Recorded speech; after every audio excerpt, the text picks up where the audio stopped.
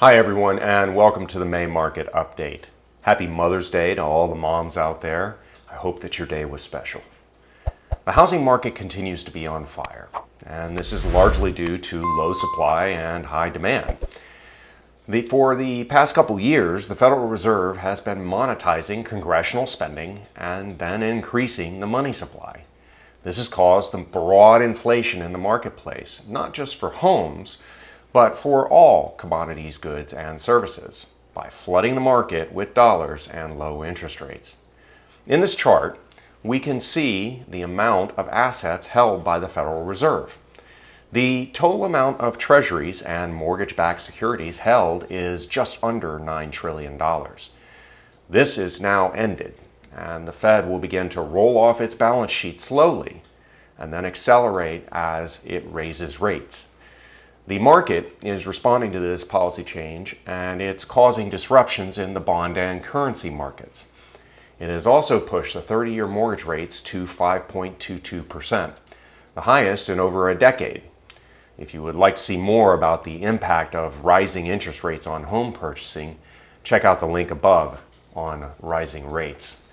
For now, just know that the monthly payments of the same loan amount have risen 23% in less than 1 year.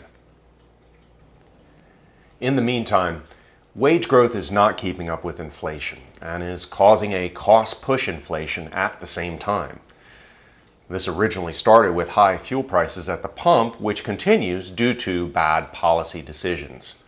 High energy prices are pushing prices higher for food, goods, and services in turn. We have seen inflation in the fuel prices up over 40% fairly continuously since the Biden administration took office. The GDP contracted by more than 1.4% in the last quarter. One more negative quarter and we will be in a recession. We are experiencing high inflation with low to negative GDP growth. Effectively, we are facing stagflation again. The last time we had stagflation was the 1970s. Home prices during this period continued to rise modestly, but were technically flat when adjusted for CPI peaking in 1979 at the highest inflation rate. This is noted by the green line on the chart. Nominal prices continued to rise through the 1980s with high interest rates. The housing market on the national scale continues to have extremely low inventory as shown in this chart. It continues to have less than 2 months' supply for this year. This is some of the lowest in history. Median home prices across the country have continued to rise. California continues to lead the charge in the highest average median price, mostly along the coast. Los Angeles, San Diego, Thousand Oaks, San Francisco continue to be the least affordable metros in the country. Most of the country has home prices below $350,000. As we zoom into the county level, it takes an income of $150,000 per year to begin to afford a home in Los Angeles, often being dual income earners. For those earning less than $100,000 per year, it becomes increasingly difficult to purchase with 10% of the home listings in their price range. In Los Angeles, the median single-family home price rose again to $999,000. It's close to a 13% gain. Condo prices also continue to rise to $650,000, also a 13% gain. Listings are continuing to see multiple offers and are going well over asking prices. I personally have seen properties with 30-plus offers on them.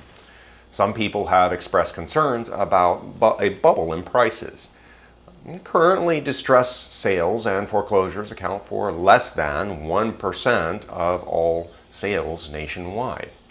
In comparison to the Great Recession of 2012, distressed sales were closer to 35%.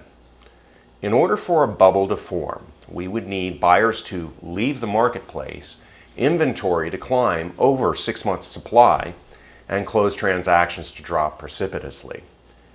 We are expecting sales to slow as affordability becomes an issue, but buyers still have lots of cash and are being aggressive with their offers.